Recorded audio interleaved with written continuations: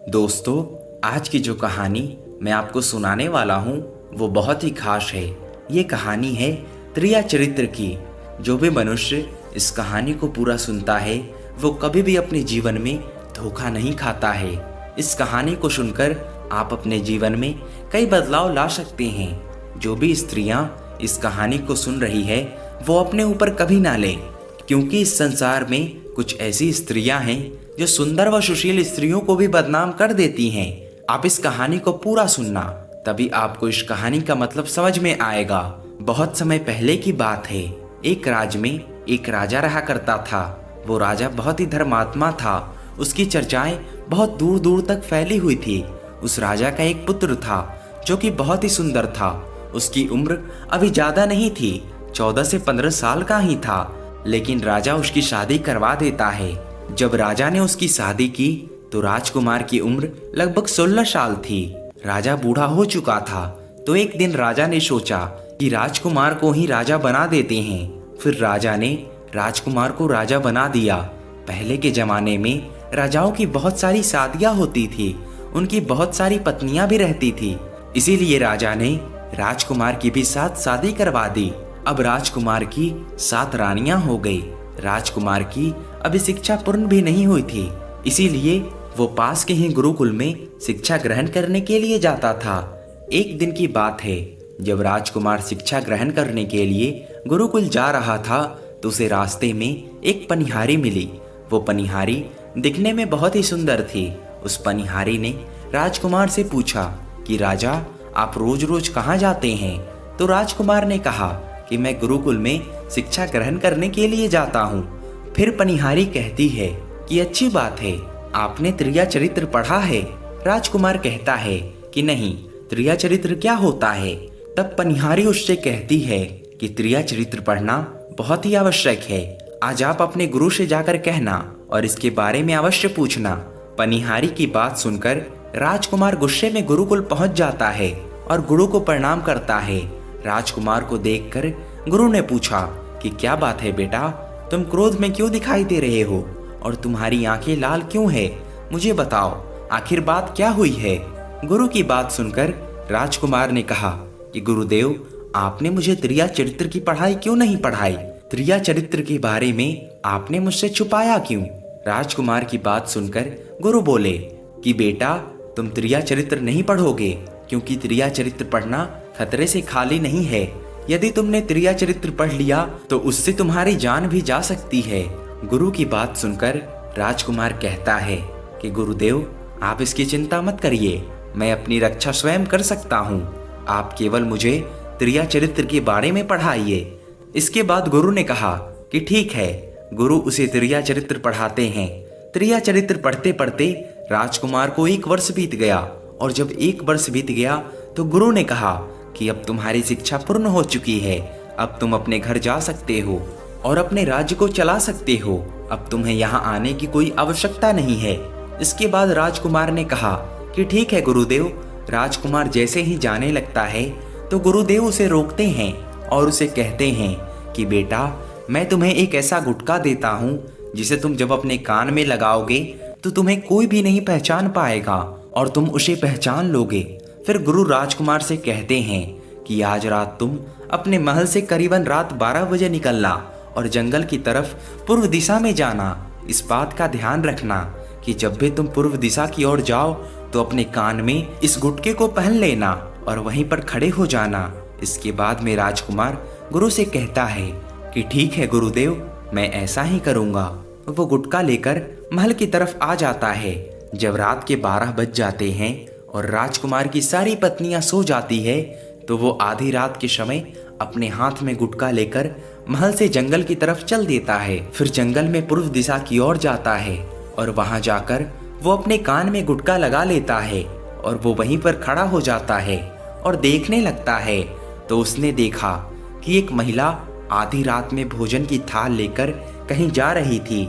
जब वो उसे ध्यान से देखता है तो कहता है कि ये तो वही पनिहारी है जिसने मुझे त्रिया चरित्र पढ़ने को कहा था, लेकिन ये आधी रात में भोजन की थाली लेकर कहाँ जा रही है? उसी जंगल में एक साधु अपनी कुटिया बनाकर रहा करते थे और वो साधु जादूगर था। पनिहारी ने जब राजकुमार को देखा तो पनिहारी उसे पहचान नहीं पाई, क्योंकि राजकुमार ने अपने कान में गुटका लगा रखा था। लेकिन राजकुमार पनिहारी को पहचान चुका था। फिर राजकुमार अपने मन में सोचता है कि चलो इसका पीछा करते हैं, आखिर ये आधी रात में भोजन लेकर कहाँ जा रही है और क्यों जा रही है। इसके बाद राजकुमार पनिहारी का पीछा करने लगता है और छुपता छुपता उसके पीछे पीछे जाने लगता है। पनिहारी जंगल में रह रही उस साधु के पास पहुंच जाती है। उस साधु के पास एक जादुई पोटली थी। वो साधु जादूगर था। राजकुमार भी पनिहारी के पीछे पीछे उस साधु की कुटिया तक पहुंच जाता है और देखता है कि पनिहारी साधु के पास जाती है और उन्हें प्रणाम कर वहां बैठ जाती है। इसके बाद साधु पनिहारी से कहने लगते हैं कि अरे पनिहारी, पहले तो मुझे ये बता कि आज तुझे आने में देर कैसे हो गई। तो पनिहारी हाथ जोड़कर उससे कहती है कि स्वामी, मेरा गौना हो चुका है और मेरे पति मुझे लेने के लिए आए हैं और मुझे कल लेकर चले जाएंगे, इसलिए मुझे उन्हें सुलाने में थोड़ी देर लग गई।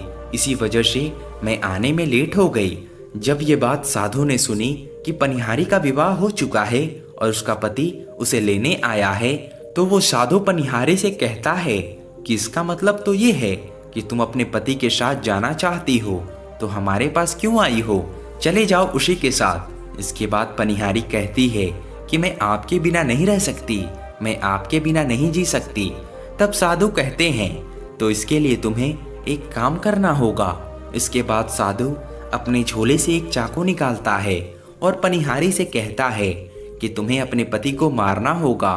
फिर चाकू देते हुए उससे कहता है कि ये लो और अपने पति की गर्दन को काट कर मेरे पास ले आओ।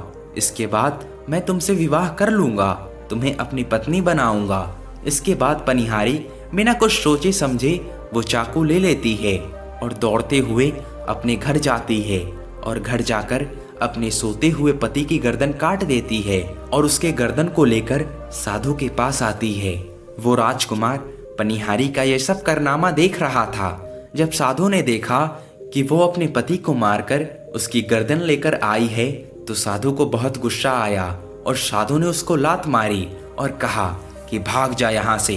जब तू अपनी पति की नहीं हो सकी, जिसके साथ तुमने 7 फेरे लिए हैं, तो मेरी क्या खाक होगी।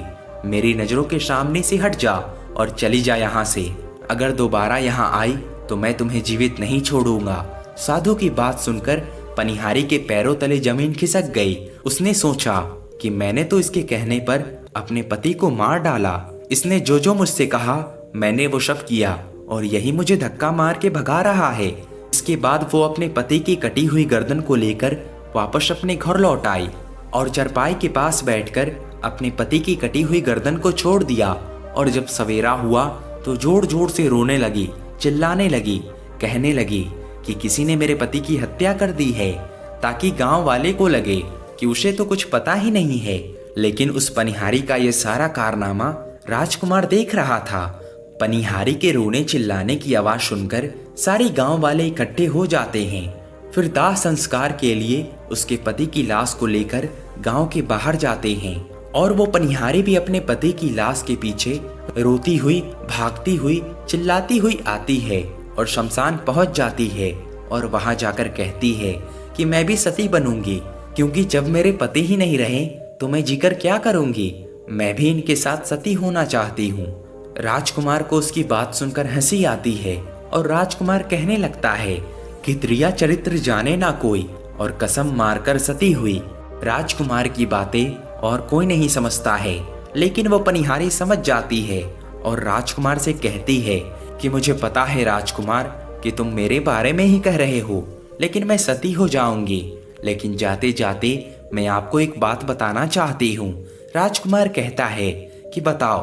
तब पनिहारी कहती है कि राजा साहब, जब भी आप चटाई पर बैठो तो उस चटाई को झाड़ कर बैठना। राजकुमार कहता है कि मैं एक राजा हूँ और मुझे चटाई पर बैठने की नौबत नहीं आएगी। तब पनिहारी कहती है कि जब भी आपको नौबत आए तो आप चटाई को झाड़ लेना। राजकुमार कहता है कि चलो ठीक है। इतना कहकर वो पनिहारी अपने पति के साथ सती हो जाती है और राजकुमार उनका अंतिम संस्कार करवाकर अपने घर आ जाता है। इसी तरीके से पूरा दिन व्यतीत हो जाता है। और जब दूसरी रात आती है तो वो फिर से अपने कान में गुटका लगाकर जंगल में पूर्व दिशा की ओर उसी स्थान पर जाकर खड़ा हो जाता है। उस रात को वो देखता है कि उसकी सातों पत्नियां भोजन की थाली लेकर उस साधु की कुटिया की तरफ जा रही है। जैसे ही राजकुमार अपनी सातों पत्नियों को देखता है तो उसके पैरों तले से जमीन खिसक जाती है। राजकुमार अपने मन ही मन सोचता है कि ये क्या चक्कर है, आखिर मुझ में और मेरे राज्य में ऐसी क्या कमी है जो मेरी पत्नी भी उस साधु के पास जा रही है। तभी उनमें से एक रानी राजकुमार को देख लेती है, लेकिन वो अपने पति राजकुमार को नहीं पहचान पाए क्योंकि राजकुमार ने अपने कानों में गुटका लगा रखा था। तभी उनमें से एक रानी बोलती है कि अरे लड़के, इतनी रात में यहाँ पर क्यों खड़ा है, चल हमारी ये थैली लेकर उस कुटिया तक पहुंचा दे। बिना सोचे समझे राजकुमार ने वो थाली अपने हाथ में ले ली और अपनी रानियों के साथ कुटिया की तरफ चल पड़ा। जब वो सातों रानियां राजकुमार के साथ साधु की कुटिया में पहुंच जाती है तो राजकुमार चुपचाप उनके साथ खड़ा हो जाता है और ये देखना चाहता है कि आखिर उसमें क्या नहीं है जो साधु में है। वो राजकुमार सब कुछ जानना चाहता था, लेकिन जब साधु ने राजकुमार को देखा तो सातों रानियों से पूछा कि ये कौन है। तब सातों रानियां कहती है कि स्वामी, ये बालक हमें रास्ते में मिला है, इसने हमारी सहायता की है तो हम इनको अपने साथ लेकर आए हैं। आज रात आप इसे यहीं पर रहने दे, कल सुबह होते ही ये यहाँ से चला जाएगा। इसके बाद वो साधु उनकी बातों को मान लेता है और वो अपने एक शिष्य को बुलाता है और कहता है कि जाओ इस बालक के रुकने की व्यवस्था कर दो। वो शिष्य राजकुमार को लेकर एक कमरे में चला जाता है। उस कमरे में एक चटाई बिछी हुई थी। फिर शिष्य कहता है कि देख भाई, तुझे आज इस चटाई पर ही सोना पड़ेगा। वो शिष्य राजकुमार को इतना कहकर चला जाता है। अब राजकुमार उस कमरे में अकेला पड़ जाता है। राजकुमार अपने मन में सोचता है कि आज तो चटाई पर सोने की नौबत आ गई। राजकुमार सोचता है कि कोई बात नहीं, आज की रात में चटाई पर गुजार लूंगा। राजकुमार जैसे ही चटाई पर बैठने वाला था तभी उसे पनिहारी की बात याद आ जाती है। वो सोचता है कि चलो, निहारी ने मुझे कहा था कि जब भी तुम्हें चटाई पर बैठने की नौबत आए तो तुम इसे झाड़ कर बैठना। चलो आज इसे पहले झाड़ ही लेते हैं, हो सकता है इसका कोई राज हो। फिर जैसे ही राजकुमार ने चटाई उठाई तो उसने देखा कि एक बहुत ही भयंकर कुआं है। राजकुमार ने जब उस कुएं को देखा तो उसके होश उड़ गए। राजकुमार उसके अंदर झांक कर देखता है तो राजकुमार को अंदर बहुत सारे कैदी दिखाई देते हैं जिन्हें उस साधु ने अंदर कैद करके रखा था। उनमें से एक कैदी ने राजकुमार को पहचान लिया और वो राजकुमार से बोला कि राजकुमार, आप यहाँ कैसे आए। तब राजकुमार बोला कि धीरे बोलो, अगर किसी ने सुन लिया तो पोल खुल जाएगी। तब सभी कैदी ने राजकुमार से कहा कि आप यहाँ से भाग जाइए, हम तो यहाँ से निकल नहीं पाएंगे, लेकिन आप तो यहाँ से भाग जाइएगा, नहीं तो आपका भी हमारे जैसा ही हाल होगा। ये साधु आपको भी पकड़कर इस कुएं में डाल देगा। आप जितना जल्दी हो सके यहाँ से भाग जाइए। राजकुमार जब उस कमरे के अंदर गया था तो उसने अपने कान से वो गुटका निकाल दिया था और जब राजकुमार वहां से भागा तो वो अपने कान में गुटका लगाना भूल गया। इसीलिए अब राजकुमार वहां से भागा तो उसको भागते हुए उन रानियों ने और साधु ने देख लिया। जब राजकुमार को रानियों ने भागते हुए देखा तब रानियों ने कहा कि ये तो हमारे पति है। फिर वो रानियां साधु से कहती है कि स्वामी, अब तो हमारी सारी पोल पट्टी खुल जाएगी, ये तो हमारे पति हैं और उन्होंने हमें देख लिया है, अब हमारा क्या होगा। वो साधु उन सबसे कहता है कि तुम सब यहाँ क्या देख रही हो, जल्दी जाओ और उसे पकड़ कर लाओ। ये सुनते ही रानियां राजकुमार को पकड़ने के लिए दौड़ जाती है, लेकिन राजकुमार इतना तेज भागता है कि वो अपने महल पहुंच जाता है। तब रानियां घबराई हुई वापस साधु के पास जाती है और कहती है कि स्वामी, अब तो हमारे पति हमें जीवित नहीं छोड़ेंगे, हम जैसे ही महल में जाएंगे वो हमारी जान ले लेंगे।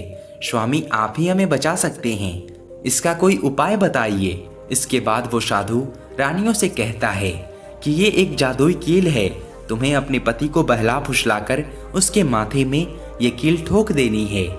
जैसे ही तुम ये कील उसके माथे में ठोक दोगे वो एक भेड़ बन जाएगा। फिर तुम सातों मिलकर उसे मार देना, जिससे तुम्हारी जान बच जाएगी। सातों रानियां साधु की बात मानकर राजकुमार को मारने के लिए तैयार हो जाती है और जादुई कील ले लेती है। फिर वो सातों रानियां आपस में विचार करती है कि राजा सबसे ज्यादा प्रेम छोटी रानी से करते हैं, तो वो सब मिलकर सबसे छोटी रानी को जादुई कील दे देते हैं और कहते हैं कि ये तुम्हारा काम है, तुम किसी भी तरह राजा के सिर में ये कील ठोक देना। फिर छोटी रानी कहती है कि ठीक है। जैसे ही वो सातों महल में आने लगते हैं तब राजकुमार ने उन सातों को वहीं पर रोक दिया और क्रोध में कहा कि तुम सब यहीं रुक जाओ और पहले मुझे ये बताओ कि तुम आधी रात में उस साधु के पास क्यों जाती हो। आखिर हमारे राज्य में और हमारे अंदर ऐसी क्या कमी है। तब वो सातों रानियां रोती हुई हाथ जोड़ती हुई राजकुमार के सामने खड़ी हो जाती है और कहती है कि महाराज हमें माफ कर दीजिए, साधु ने हमारे ऊपर जादू टोना कर दिया था, हम उसके बस में हो गए थे, इसीलिए हमसे ऐसी गलती हो गई, आगे से ऐसी गलती कभी नहीं होगी। राजकुमार से छोटी रानी के आंसू देखे नहीं गए, क्योंकि वो छोटी रानी से सबसे ज्यादा प्रेम करता था। उसे लगा कि ये सब सच कह रही है, क्योंकि वो साधु एक जादूगर है और उसी ने इन सब पर जादू टोना किया होगा, नहीं तो ये महल छोड़कर झोपड़ी में क्यों जाती। तो उसने उन सबको माफ कर दिया और सभी से कहा कि तुम अब अपने कमरे में चली जाओ। सबसे छोटी रानी, जिससे राजकुमार बहुत प्रेम करता था, वो राजकुमार को खाना खिलाती है और राजकुमार को सुला देती है। जब राजकुमार गहरी नींद में सो जाता है तो वो 6 रानियां भी वहां आ जाती है और फिर सबसे छोटी रानी उस जादुई कील को निकालती है और राजकुमार के सिर में ठोक देती है। छोटी रानी जैसे ही कील को ठोकती है राजकुमार हड़बड़ाकर उठ जाता है, लेकिन जब तक वो कील काम कर जाती है और राजकुमार भेड़िया बन जाता है। अब उस राजकुमार में इतनी शक्ति नहीं थी कि वो रानियों का मुकाबला कर सके। वो सातों रानी राजकुमार को मारने के लिए उसे पकड़ने लगती है, लेकिन राजकुमार हिम्मत नहीं हारता। वो महल की खिड़की से कूदकर भाग जाता है और भागते भागते अपने गुरु के पास जाता है और वो वहां जाकर गुरु से कहने लगता है कि गुरुदेव मुझे माफ कीजिए, मेरी जान बचाइए, नहीं तो मैं मारा जाऊंगा। तब गुरुदेव उससे कहते हैं कि मैंने तो तुमसे पहले ही कहा था कि तुम त्रिया चरित्र मत पढ़ो, इससे तुम्हारी जान भी जा सकती है, लेकिन तुमने मेरी बात नहीं मानी, अब भुगतो। इसके बाद वो राजकुमार गुरुदेव से कहता है कि गुरुदेव मुझे माफ कर दीजिए और जल्दी मेरी जान बचाइए। मेरी पत्नी ने मेरे सिर में एक जादुई कील ठोक दी है, जिसकी वजह से मैं भेड़ बन चुका हूँ। गुरुदेव राजकुमार की तरफ ध्यान से देखते हैं और कहते हैं कि ये तो वही चीज है जो साधु ने दी है, अब तो मैं तुम्हें नहीं बचा सकता। राजकुमार कहता है कि नहीं गुरुदेव, ऐसा मत कहिए, मैं आपका शिष्य हूँ, आपका कर्तव्य है मेरी जान बचाना। तब गुरुदेव कहते हैं कि मैं तो तुम्हें बचा नहीं सकता, लेकिन मेरे पास एक उपाय है। तब राजकुमार गुरु से कहता है कि क्या उपाय है गुरुदेव। तब गुरुदेव कहते हैं कि मैं तुम्हें तोता बना देता हूँ और जब तुम तोता बन जाओगे तब तुम सुखपाल राजा के राज्य में चले जाना और वहीं रहना, क्योंकि वहां पर उस साधु का जादू काम नहीं करता। राजकुमार गुरु से कहता है कि ठीक है गुरुदेव, आप मुझे तोता बना दीजिए। फिर गुरुदेव उसे तोता बना देते हैं। तोता बनने के बाद राजकुमार वहां से उठकर सुखपाल राजा के राज्य में चला जाता है, जहां पर बहुत सारे तोते पहले से रहा करते थे और वो भी उन तोतों में जाकर रहने लगता है।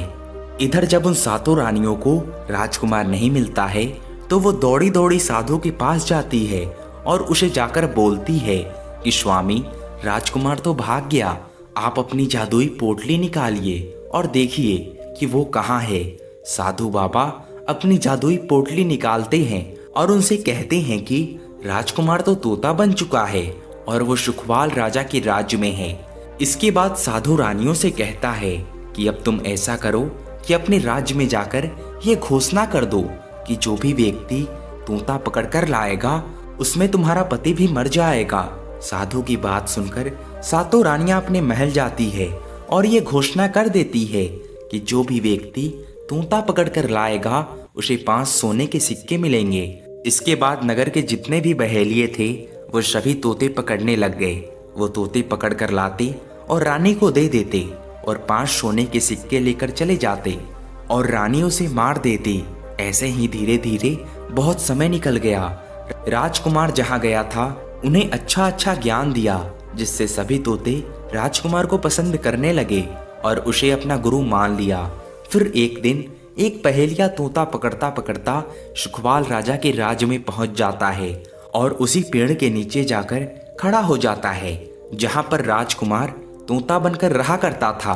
जब उस बहेलिये ने इतने सारे तोते देखे तो वो मन में सोचने लगा कि यदि मैं इतने सारे तोते पकड़कर रानी के पास ले जाऊंगा तो मुझे सारा धन मिलेगा। लेकिन फिर उसने सोचा कि मैं इतने सारे तोते को आखिर पकड़ूंगा कैसे। जिस पेड़ पर वो तोते रहते थे वो पेड़ को तबाला था। जैसे ही अगली सुबह हुई तो सभी तोते पेड़ से उड़कर दाना पानी के लिए चले गए और इधर वो बहेलिया चाकू से उस पेड़ के चारों ओर कट लगा देता है, जिससे पेड़ के ऊपर बहुत सारा गोंद निकल आया। पेड़ के चारों तरफ गोंद ही गोंद हो चुका था। फिर वो बहेलिया सोचता है कि जब वो सारे तोते आएंगे तो इस पेड़ से चिपक जाएंगे और मैं उनको आसानी से पकड़ लूंगा। इसके बाद वो बहेलिया वहीं छुपकर बैठ जाता है। सभी तोते जब वापस आते हैं तो जैसे ही वो पेड़ पर बैठते हैं तो वो सारे के सारे चिपक जाते हैं और उनमें से वो राजकुमार भी चिपक जाता है, क्योंकि पूरी पेड़ पर गोंद ही गोंद लगा हुआ था। इस वजह से सारे तोते परेशान हो गए और राजकुमार तोते से कहने लगे कि अब आप ही हमें बचा सकते हैं, इस मुसीबत से आप ही हमें बाहर निकाल सकते हैं। कुछ सोचिए और हमें इस मुसीबत से बाहर निकालिए। फिर राजकुमार सोच समझकर उन सभी तोते से कहता है कि तुम चिंता मत करो, जब वो बहेलिया आए तो तुम सब ऐसा करना कि उल्टा लटक जाना, जिससे उसे लगेगा कि सारे तोते मर चुके हैं, और जब वो हम सबको छुड़ाकर नीचे फेंक दे तब हम एक साथ उड़ जाएंगे और हमारी जान बच जाएगी। इसके बाद जब वो बहेलिया उन्हें पकड़ने आता है तो सभी तोते ऐसे ही स्थिति में लटक जाते हैं, ऐसी स्थिति में लटक जाते हैं कि उसे लगता है कि वो सब मर चुके हैं। जब बहेलिये ने उन सब तोते को देखा तो उसने सोचा कि अरे ये क्या, यहाँ तो सारे तोते मर गए हैं, अब मुझे सोने के सिक्के कैसे मिलेंगे। फिर बहेलिया ने सोचा कि चलो इन्हें छुड़ा ही देते हैं, इतना उपकार तो कर ही सकते हैं। इसके बाद बहेलिया पेड़ पर चढ़ गया और उसने एक एक करके सभी तोते को छुड़ाकर नीचे फेंकना शुरू कर दिया। वहीं सभी तोते को छुड़ाकर नीचे फेंक दिए, लेकिन तोता राजकुमार वहीं पर रह गया और नीचे जितने भी तोते थे वो सभी उड़कर भाग गए। तब बहेलिये ने सोचा कि अरे ये क्या, इस पेड़ पर तो एक ही तोता है और वो भी मरा हुआ, लेकिन बाकी के तोते भी मरे हुए थे, वो कैसे उड़ गए। तब बहेलिया को समझ में आ गया कि इन्होंने मेरे साथ धोखा किया है। फिर बहेलिया तोता राजकुमार से कहता है, ये तुम सबकी चाल थी, चलो मैं अब तुम्हें लेकर जाऊंगा और रानी के हाथों बेच दूंगा और मुझे 5 सोने के सिक्के मिल जाएंगे। फिर वो तोता राजकुमार को पकड़कर रानी के पास भेजने के लिए निकल जाता है। तब रास्ते में तोता राजकुमार उस बहेलिये से कहता है कि तुम मुझे पकड़कर कहाँ ले जा रहे हो। तो बहेलिया कहता है कि मैं तुम्हें बेचने के लिए रानी के पास ले जा रहा हूँ, अगर मैं तुम्हें वहाँ बेचूंगा तो मुझे 5 सोने के सिक्के मिलेंगे। फिर तोता राजकुमार कहता है कि यदि मैं तुम्हें 5000 सोने के सिक्के दिलाऊं तो क्या तुम फिर भी मुझे रानी के पास भेजोगे। बहेलिया बोला कि मुझे तो बेचना है, लेकिन तुम मुझे 5000 सोने के सिक्के कैसे दिलाओगे। तो तोता कहता है कि राजा सुखवाल के यहाँ एक बहुत बड़ा मेला लगता है, तुम मुझे उसी में बेच दो और मैं अपना मूल्य स्वयं बताऊंगा। वो बहेलिया तोते की बात मान जाता है और उसे मेले में बेचने के लिए निकल जाता है।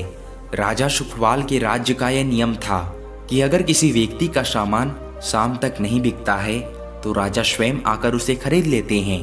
बहेलिया तोते को मेले में लेकर जाता है और जब भी कोई व्यक्ति तोते का मोल भाव करता है और कहता है कि भाई ये तोता कितने का दिया, तो बहेलिया कहता है कि तोता अपना मूल्य स्वयं बताएगा। तो वो तोता अपना मूल्य इतना बता देता था कि कोई भी व्यक्ति उसे खरीद ही नहीं पाता था। ऐसे ही करते करते शाम हो गई। सब दुकान वालों का सामान बिक चुका था, सब अपने अपने घर जा चुके थे। बस एक बचा था जिसके पास एक तोता रह गया था। इधर राजा ने अपने सिपाहियों को आदेश दिया कि जाकर देखाओ कि कहीं किसी का सामान रह तो नहीं गया। तब राजा के सिपाही आए तो उन्होंने देखा कि बहेलिये एक तोते को लेकर बैठा है। तो सिपाही ने बहेलिये से कहा कि भाई, तुम्हारा तोता नहीं बिका है, तुम इस तोते को कितने में बेच रहे हो? तो तोता बोलता है कि जो भी इन्हें 5,000 सोने के सिक्के देगा वो मुझे खरीद लेगा। तोता की बात सुनकर सिपाही सोच में पड़ जाते हैं और सोचते हैं कि ये तोता तो अपना मूल्य स्वयं बता रहा है। ये सारी बातें सिपाही जाकर राजा को कह देते हैं कि वो तोता तो अपना मूल्य इतना बताता है कि उसे कोई खरीद ही नहीं सकता। सिपाही की बात सुनकर राजा सिपाही से कहते हैं कि वो तोता अपना मूल्य कितना बताता है। तो सिपाही कहता है कि 5,000 सोने के सिक्के। फिर राजा सिपाही से कहते हैं, हम स्वयं जाकर उस तोते को खरीदते हैं। अगर हमने उसे नहीं खरीदा तो हमारे राज्य की बदनामी होगी कि राजा के बाजार में वो तोता नहीं बिका।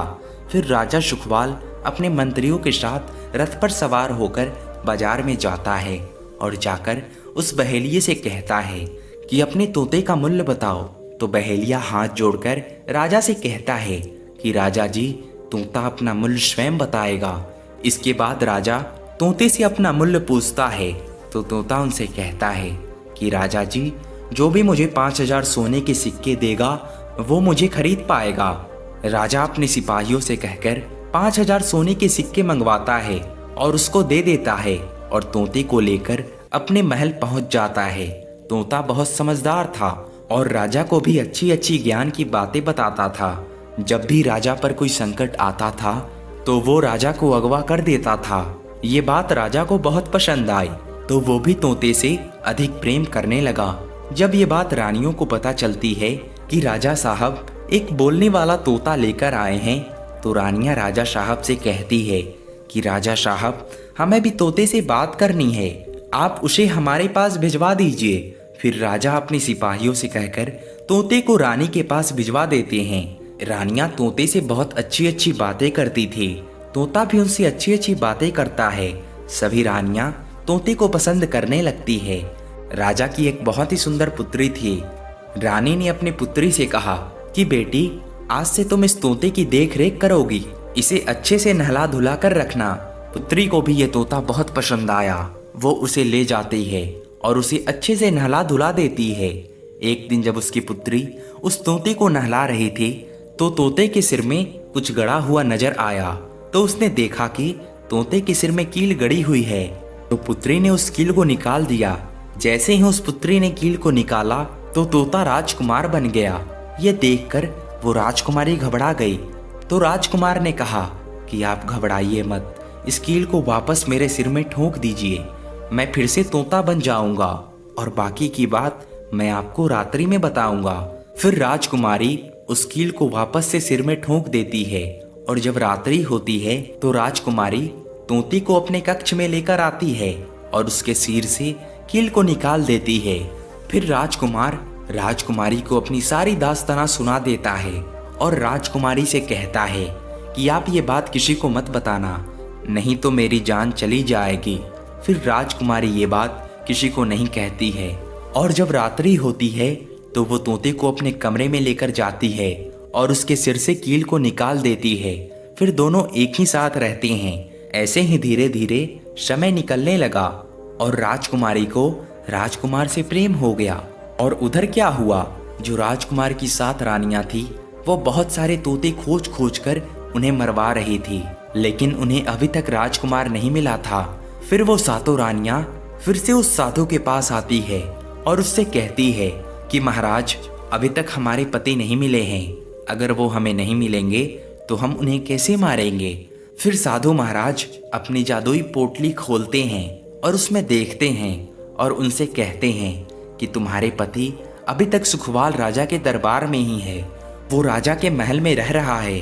फिर साधु उन 7 रानियों से कहता है कि तुम सब नृत्य कला सीखो, जब तुम नृत्य कला सीख लोगी तो हम सब राजा के दरबार में जाएंगे और नृत्य करेंगे। जब राजा हम सबसे प्रश्न हो जाएंगे और हमें कुछ मांगने को कहेंगे तो हम उस तोते को मांग लेंगे और उसे मार देंगे। धीरे धीरे समय बीतता गया साधु तबला बजाता और रानी नृत्य करती। फिर वो सातों रानी नृत्य सीख लेती है। अब साधु और सातों रानियां भेष बदलकर राजा सुखवाल के दरबार में चले जाते हैं। राजा सुखवाल उन्हें अपने दरबार में देखकर उनसे पूछते हैं कि आप लोग कौन हैं। तो वो साधु कहता है कि हम सब नृत्य कला वाले हैं और हम आपको अपनी कला दिखाना चाहते हैं।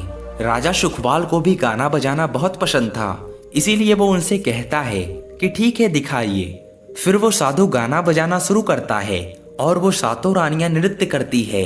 उधर जब ये गान बजान की आवाज तोता सुनता है तो वो समझ जाता है कि साधु उनकी सातों रानियों को लेकर उसे पकड़ने आया है। जब रात हो जाती है तो राजकुमारी तोते को लेकर अपने कमरे में जाती है और तोता राजकुमार से सारी बातें कह देता है और उसे कहता है कि राजकुमारी, ये जो साधु गाना बजाने वाला आया है ये वही साधु है। ये अपने नाच गाने से राजा को प्रसन्न करके मुझे मांग लेगा और मुझे मार देगा। इसीलिए अगर राजा मुझे मांगने आए तो आप मुझे मत देना और कह देना मैं तोते को नहीं दूंगी। अगर राजा फिर भी जिद करे तो आप इस पिंजड़े को फेंक देना, मैं अपने बचने का रास्ता खोज लूंगा। इधर रात भर गाना बजता रहा। उनके गानों से राजा प्रसन्न हो जाते हैं और कहते हैं कि मांगो, तुम्हें क्या चाहिए।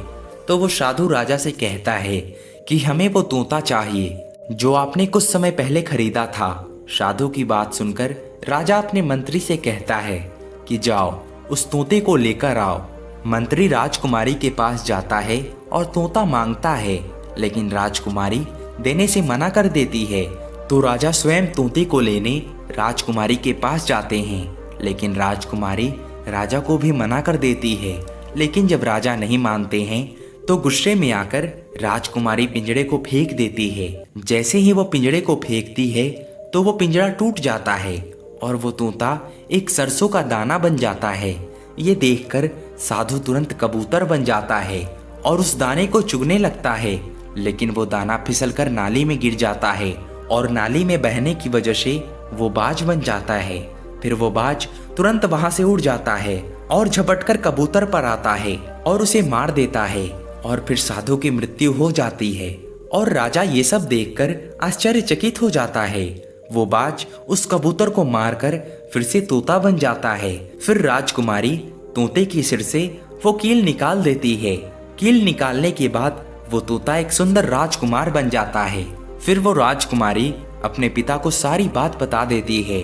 फिर राजकुमार राजा से कहता है कि मैं आपके पुत्री से प्रेम करता हूँ और मैं इनसे शादी करना चाहता हूँ। फिर राजा अपनी पुत्री से पूछता है कि पुत्री, क्या तुम भी इससे शादी करना चाहती हो।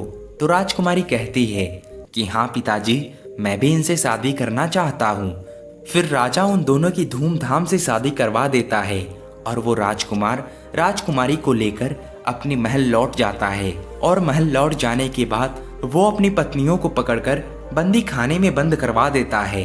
तो देखा दोस्तों आपने, आज की दुनिया में कोई भी भरोसे के लायक नहीं है, इसलिए जिस पर भी भरोसा करो सोच समझकर करो।